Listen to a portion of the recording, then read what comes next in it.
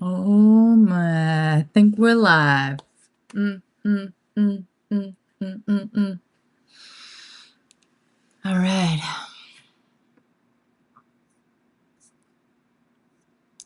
We're in all the places. We're on the Zoom, we're on the Insta, we're on the YouTube. Yes.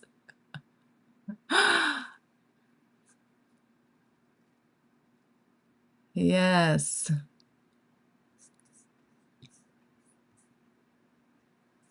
Here we are.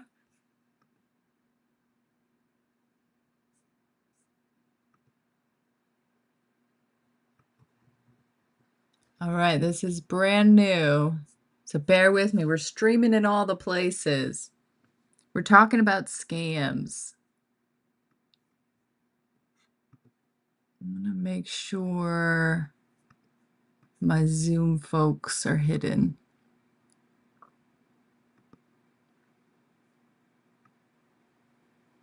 Okay. All right, well, I'm here. I'm looking for comments. I'm looking for questions. Chat me all your scams. And then I've got some that I can pull up too.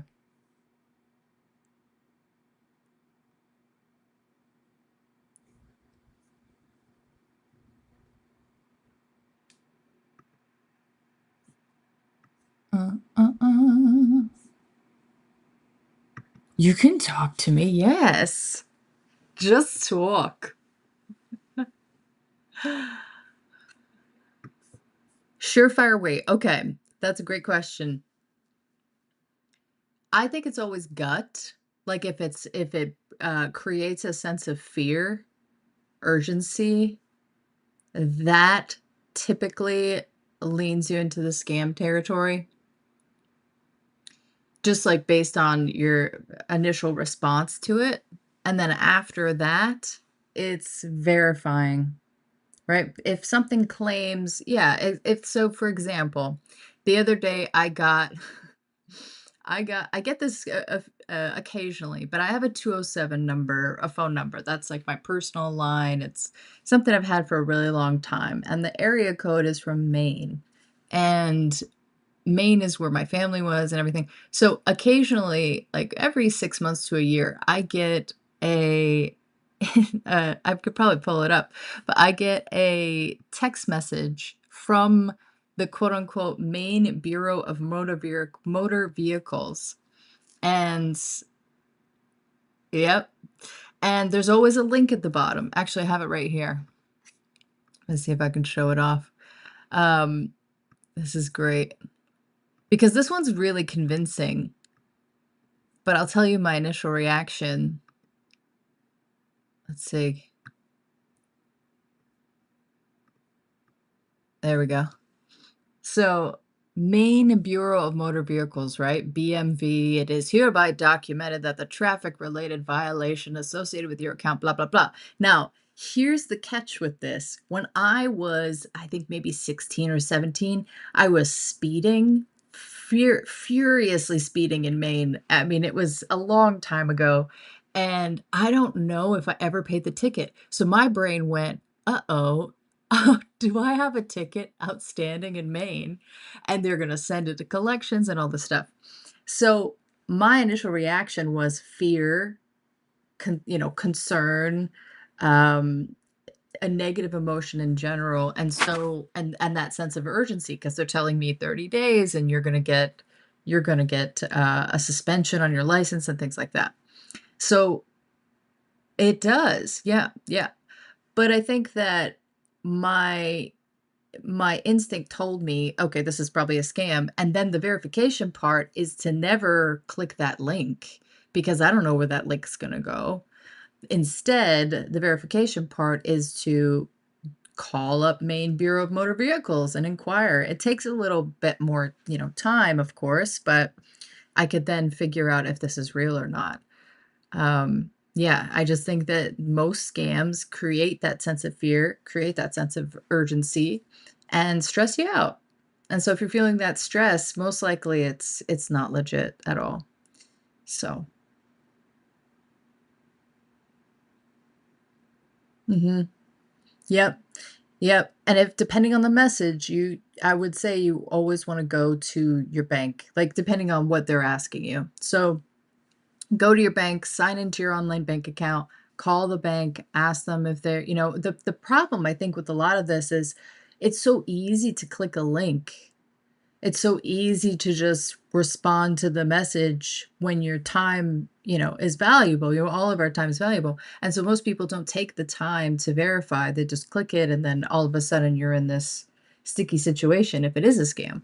So that's why I always say verify with the source because if you call the bank, they'll tell you. Or if you sign into your online account, they'll tell you. Yeah, they'll let you know. What are some of the things you get from your bank that are or quote unquote bank, not real bank?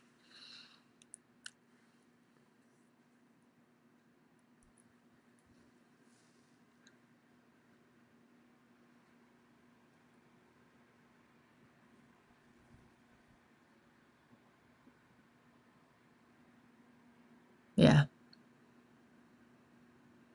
Yeah.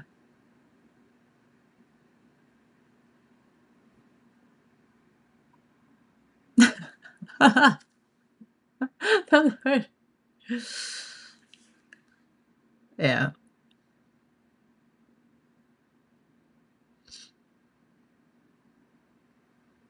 Yeah.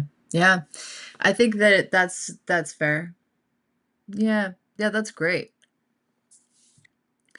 That's the other thing too, is that I love that there are laws and regulations and things that companies have to abide by.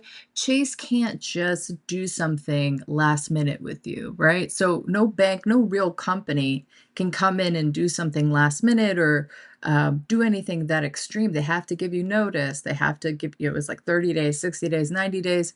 And so I like knowing that so that if I do get something urgent, I know it's probably not legit because they have to give me more notice than do this right now.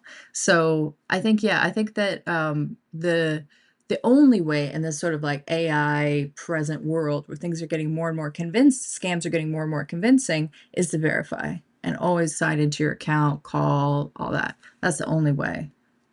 Yeah.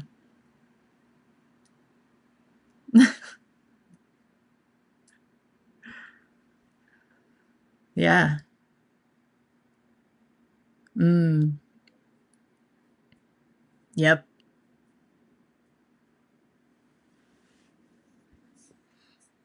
Yep.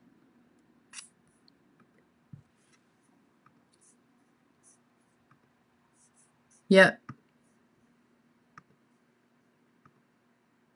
Yep, a blanket rule is a good rule.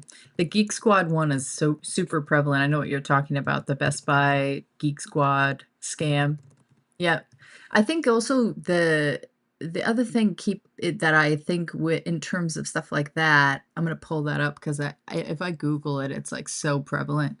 Um, in terms of stuff like that, right? Look, I just Googled Geek Squad Best Buy scam and I got all of these examples. Um, is keeping a list of because I think those who are, not super technical, right, are may fall for this. A lot of my clients will forward me and be like, "Tanya, is this legit?" And I'll say, "No." At 10 times out of 10, I'll say, "No."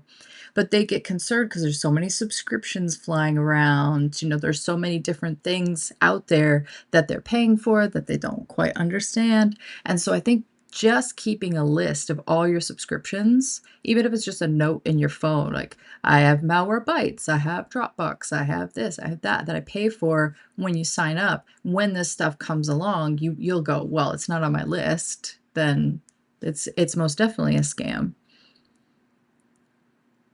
Yeah. Yeah. Because you know what you've signed up for. Yep. Exactly. Exactly. Exactly. So keeping a note at one place, right? For me, it's the calendar. For me, I put in reoccurring charges of any kind right away in my calendar. I even do like when I sign up for a trial, if I know that I'm probably not going to keep it, I'll put in my calendar, cancel that trial, in a week or 5 days or whatever it is. But having that list that I know that I do all the time gives me peace of mind when something comes through and I know for sure it's a scam because it's not on my list. Yeah, exactly. Yeah. The other thing is when it comes to verification, if you get something like Geek Squad or what are the other scams? The iCloud storage scam. Oh, that's so classic. Um, oh yeah, iCloud suspended, urgent attention. Again, this is like a perfect example of Apple has rules and regulations they have to go by. First of all, they're not suspending your account without multiple notices. And they're not creating a sense of urgency because they want to keep you as a customer. They don't want to just freak you out. And so I think that most of these companies, this is not the tact they would take if they wanted to let you know that something was up with your account. They would be much more gentle. Hey, sign in, update your billing, that kind of thing. Really gentle rather than this like scare tactic stuff. But I would say, yeah,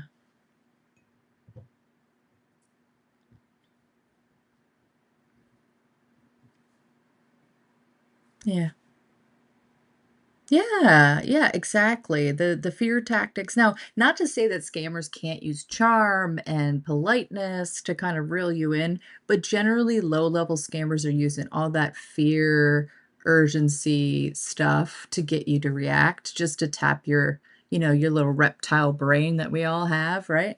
And then I would say the what you're talking about is fantastic, but my point in here was for iCloud storage specifically, you can call Apple. I think you just mentioned that already, but you can call Apple if you're really worried.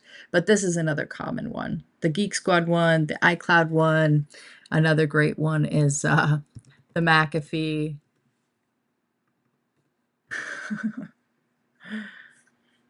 Yeah, exactly.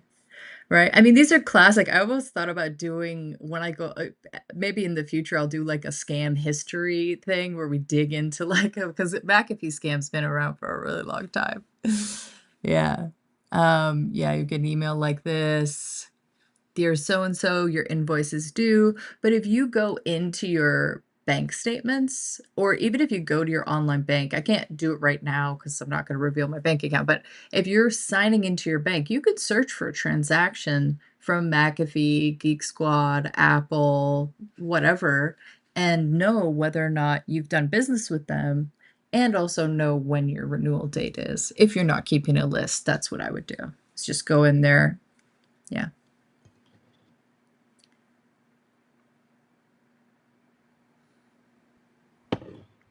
Oh, like, to actually click on the message itself?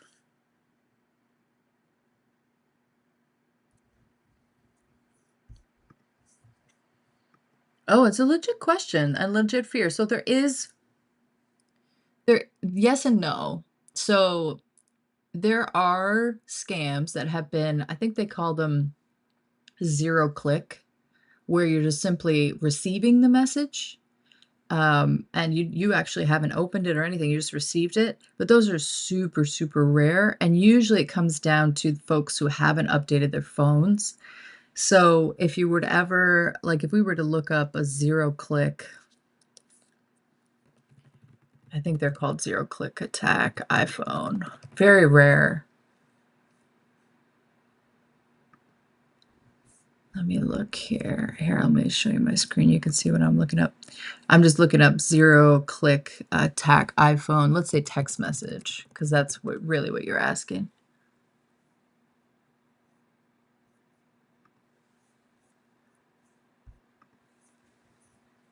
Malwarebytes is such a good resource for stuff like this. I mean, this is from 2020, right? So this is from 5 years ago.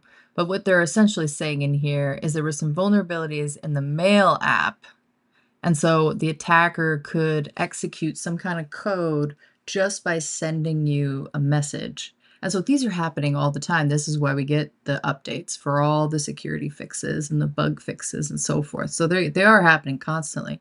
And so there are occasionally some exploits that happen, and then they get patched very quickly. So that's what we're talking about when I say zero click is like you just get the message and then your phone is compromised. Super rare, super, super rare. It's like getting a rare disease.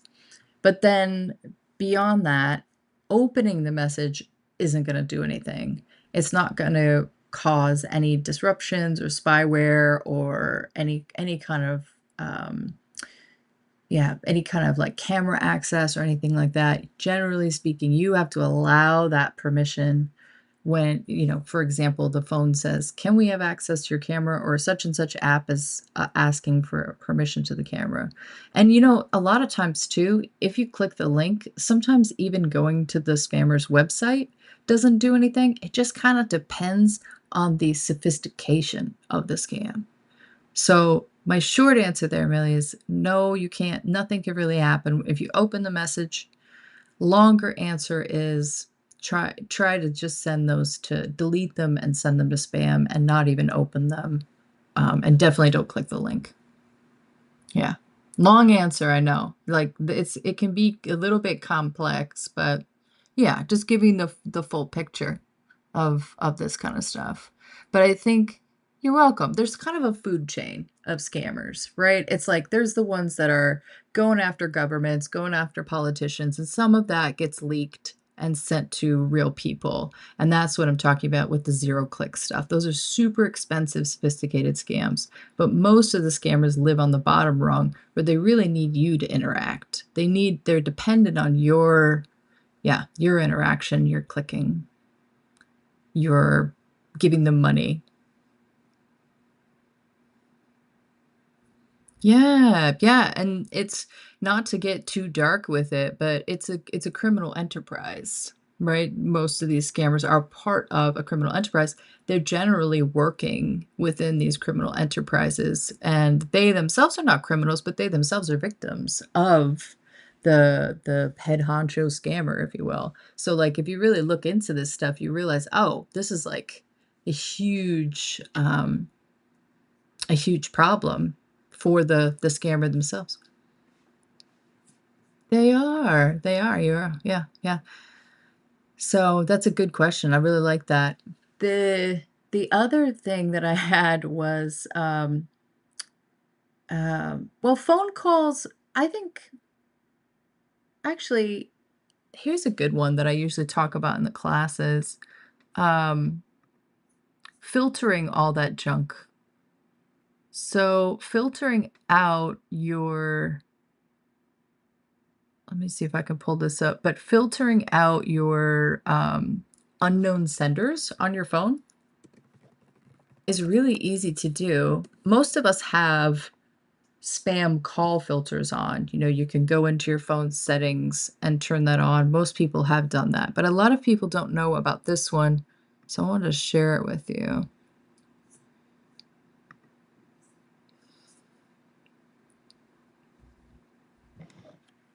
Oh, I know what I can do. This is brand spanking new, so I'm trying to figure out the logistics of all my streaming stuff. All right, bear with me here. Let's see. Oh, here we go.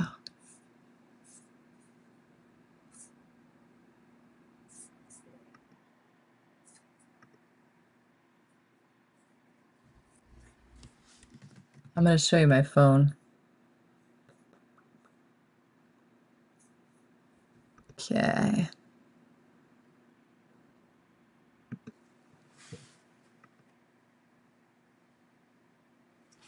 Let's see. Is this upside down for you? Awesome. Oh, technology. Okay. So, showing this off, the reason why I'm showing you this is because I want to show you how to easily filter scam text messages. So, in the upper right corner of your text messages, so if you open texts and you go to that little funnel in the upper right, you should see something that says manage filtering. If you already see unknown senders, then you're good to go. It's already filtering your unknown senders, but if you don't, you can go to manage filtering, and that takes okay, bye.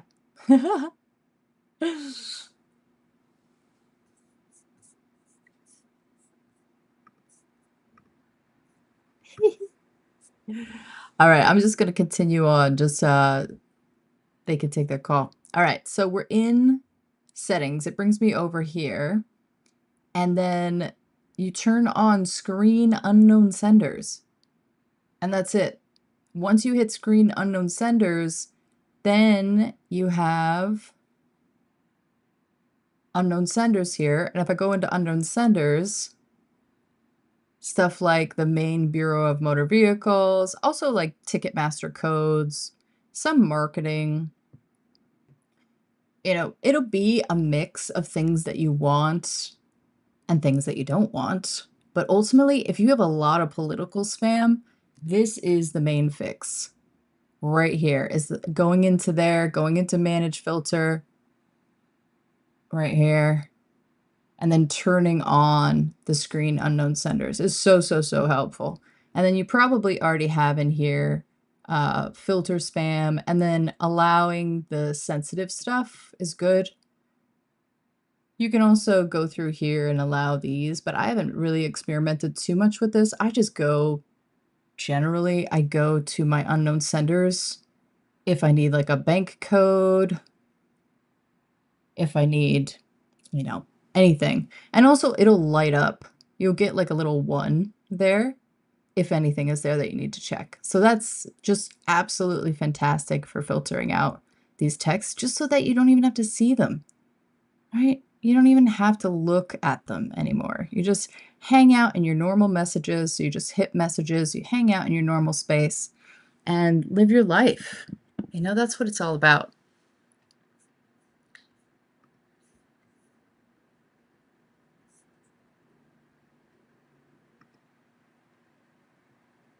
We're back.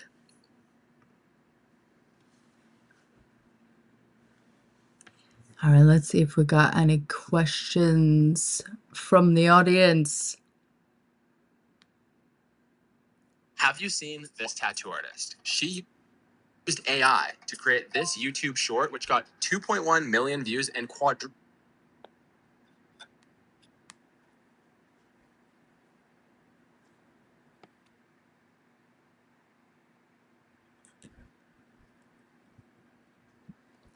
That's all right. No comments. All good.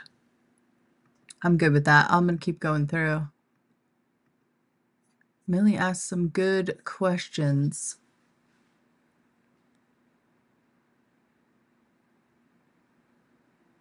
Also another thing you can do if you are wondering about a scam, there's this really good tool that Malwarebytes offers, and it's called Malwarebytes Scam Guard. I don't work for them, but I have tried it and I do like it. And it's something like this where you go in, you say, hey, can you check this text for me? You paste it in, and the scam guard gives you some details on it. I have it on my computer, actually. So it's, if you download Malwarebytes, it's scam guard on the left side. And then right here, you can type in a message. So some of the examples they have is like, what does scam guard do? I received a suspicious email.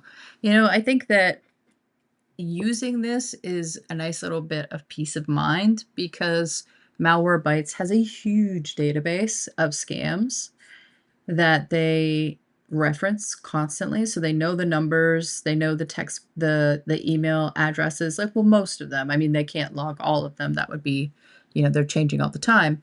But they can analyze the language of the text message or the language of the voicemail that you received or the email or whatever and tell you whether or not it's a scam and certainly reassure you and say, here's what I would do.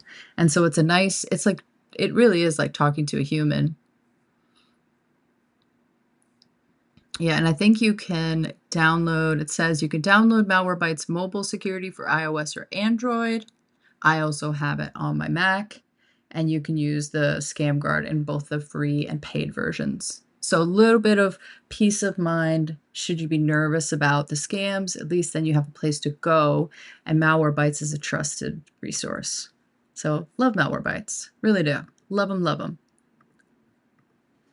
But beyond that, I just wanna bring it back to what Millie asked in the very beginning, is like, how do you know if a scam is a scam? Like, what's a surefire way to know? And a surefire way to know is the response that you have, checking with yourself and saying, "Okay, how do I feel about this? What is this, what is this making me think? What's my thinking around it?" Right? Which is like a higher intelligence, that sort of meta intelligence where you're self-aware and you're super aware of your responses. And unfortunately, on days where you have less awareness, you're stressed out, you've got all these things going on, it's even more important not to respond. So, the other thing that I say as a defense is just don't respond by default. Don't click the link, don't engage, don't read it, deny. If anything asks you for permission, just deny, because that's going to keep you out of trouble. And then when you have the time, being able to go and verify is also a great thing. But what's cool is like we have these spam filters in our email and now in our texts, and our phones tell us spam risks, scam risks, right? And I think sometimes we don't trust those filters because we're like, "Oh, surely, the net's too wide, maybe something got caught in the scam net," right? But if you think about it, if it's in the junk or the spam net, it's probably a scam. I think very rarely have I found people, like actual people, not companies, not marketing emails, but actual people in my spam filters. So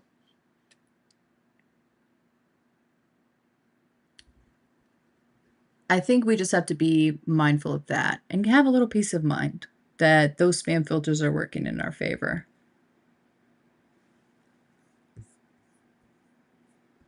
All right, I'm checking my comments.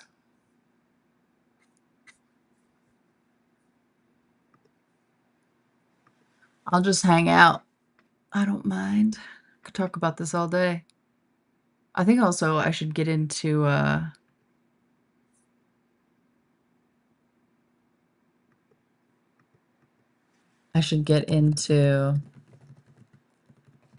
historical scams. Like if we were to dig in a little bit and really think back, like we should Google what the first scam was. Yeah. Okay, let's see here. And not even Google, I should probably Claude it, but let's just see what Google Gemini says. Okay, so what was the first, let's say, internet scam?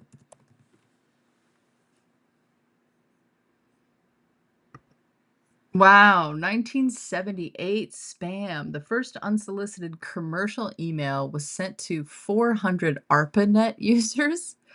Oh, we're gonna go down a rabbit hole.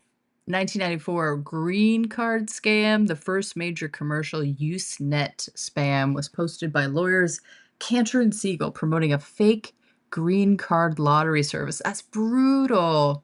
Okay, mid 1990s AOL phishing. Attackers use fake profiles to trick users into providing their credentials and stealing accounts.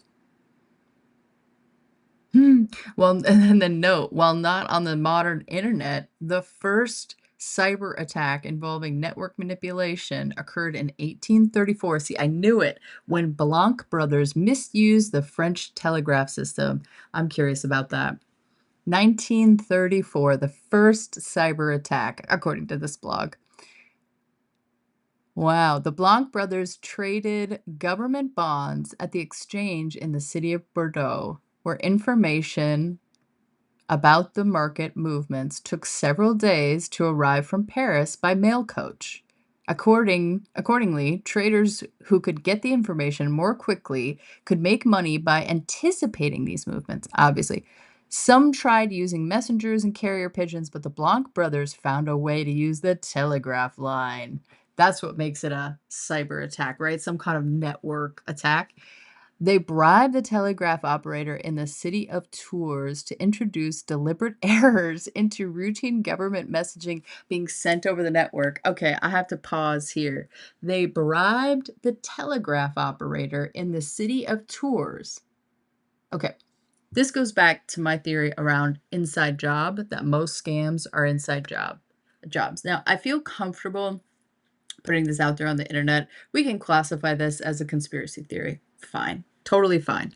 Because I don't know. I don't know all the facts. But here's what I can surmise. I think that it's very interesting that if you look at some of the main attacks, like Coinbase is a big crypto um, exchange. They had a cyber attack that happened recently, and it was exposed that it was an inside job, that someone had bribed an employee. I also think when you get these Comcast scams, inside job. The reason why I think it's an inside job is I signed up for Comcast service, and the same day, almost exactly when I hung up from setting up the service, I got a fake call from Xfinity claiming to be them and talking about my appointment and so forth. And I knew it was a fake call because I Googled the number and the number came back as a scam. So that's just too coincidental. Same thing with when we get those texts from like DHL and FedEx and UPS. You get those texts that say, "Oh, your package is there's an issue with your package. Click this link, contact us," and you're waiting on a package. This is too coincidental for it not to be an inside job. Most scams, I think, are inside jobs. That's the point that I'm making. Let's keep going. 1834 first cyber attack. So these brothers, they wanted to get in on some government bond shenanigans, and they bribed the telegraph operator in the city of Tours to deliberately introduce errors into the messages being sent back and forth. So the telegraph's encoding system, including a backspace symbol that instructed the transcriber to ignore the previous character, the addition of a spurious character indicating the direction of the previous day's market movement, followed by a backspace, meant the text of the messages being sent was unaffected when it was written out for delivery at the end of the line. But this extra character could be seen by another accomplice, a former telegraph operator who observed the telegraph tower outside Bordeaux with a telescope and then passed on the news to the Blancs. The scam was also uncovered in 1836, wow, for 2 years, when the crooked operator in Tours fell ill and revealed all to a friend who he hoped would take his place. So the inside job telegraph operator was dying and said, "You've got to get in on this really good scam." Or it's probably, "You got to get in on this really good, this bon scam." Tried to get his friend to take his place. The Blanc brothers were put on trial, though they could not be convicted because there was no law against misuse of data networks. Oh, snap! But the Blancs' pioneering misuse of the French network qualifies as the world's first cyber attack.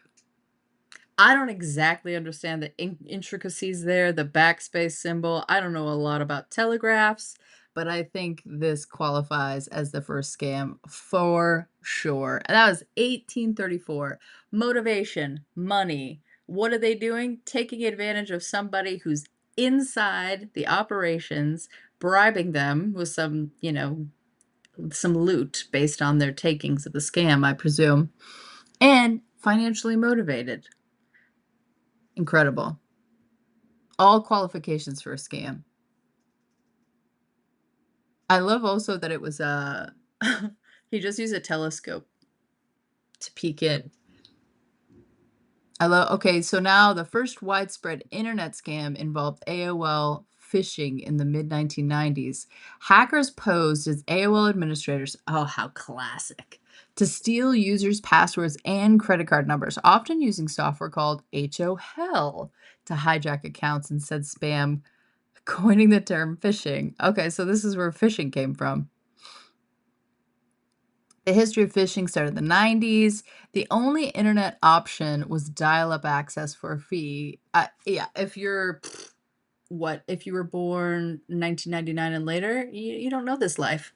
But back in the day, CDs, you would get like a CD, predetermined minutes of AOL internet access, and then a little, I almost said cell phone, a phone connection in the back would then connect you to the internet. For those that were reluctant to pay for internet access, the alternative was a 30 days free trial to access the internet via floppy disk. That's what I'm talking about. It was okay, it was a floppy disk. Later it was a CD. Rather than facing Rather than face life without internet after the trial period expired, some found a way to exchange their screen names to make it appear as if they were AOL administrators. Ooh. Using these phony screen names, they would fish for login credentials to continue accessing the internet for free. Crazy. So they would fish around for other people's login credentials by posing as AOL administrators. Okay. As internet was use increased in popularity, scammers adapted these tactics to disguise themselves as administrators from an ISP, emailing the accounts of the ISP. ISP is Internet Service Provider, if you don't know. Customers to elicit login information. Okay, so this is just like a classic phishing scam, but they were just the first ones to do it.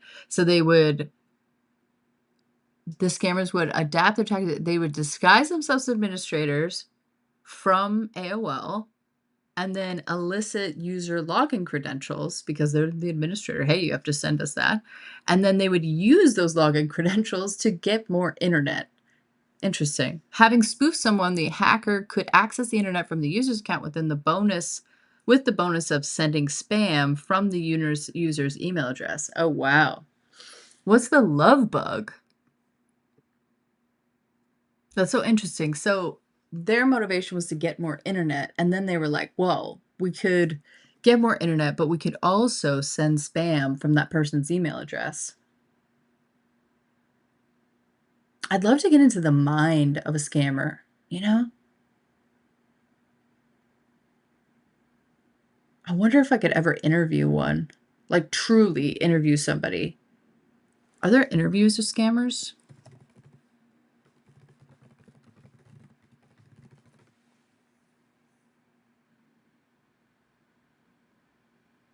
Interviews with scammers, often conducted by ethical hackers or journalists, reveal they use psychological manipulation. Oh, this could be good.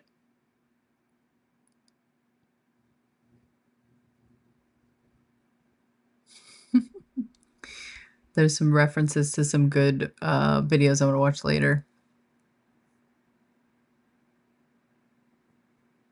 Well, this is just sad. No, I don't want like them getting caught by the police. What's this? Fraud magazine scammers scam goddess.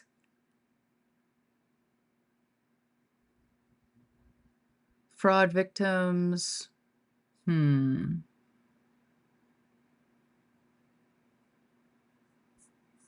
Let's go into videos. Yeah, usually it's from the victim's perspective. I'd be very curious to interview a scammer.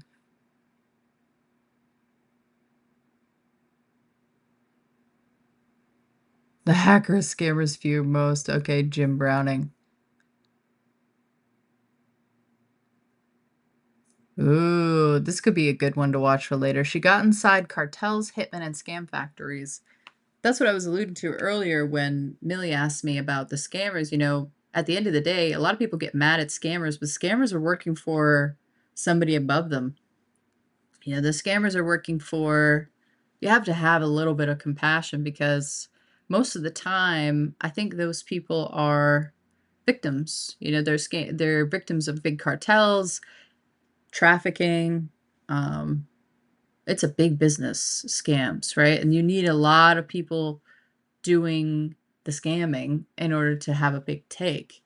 And so I think that, yeah, getting inside cartels and scam factories, I mean, let's just, at the end of the day, let's have a little bit of heart for these quote unquote scammers because they're not the ones pulling the strings. And with that, I think we should leave it there. Have compassion, be kind, be patient, and restart is still my mantra, even with scammers. And I encourage you to, feel the same, have the same mantra, have a heart, and bring me your scam questions. I'll be doing it sometime next week. I'll be doing it again, and yep, love to see more questions. I like this. I hope you did too. Bye. Bye bye, scammer.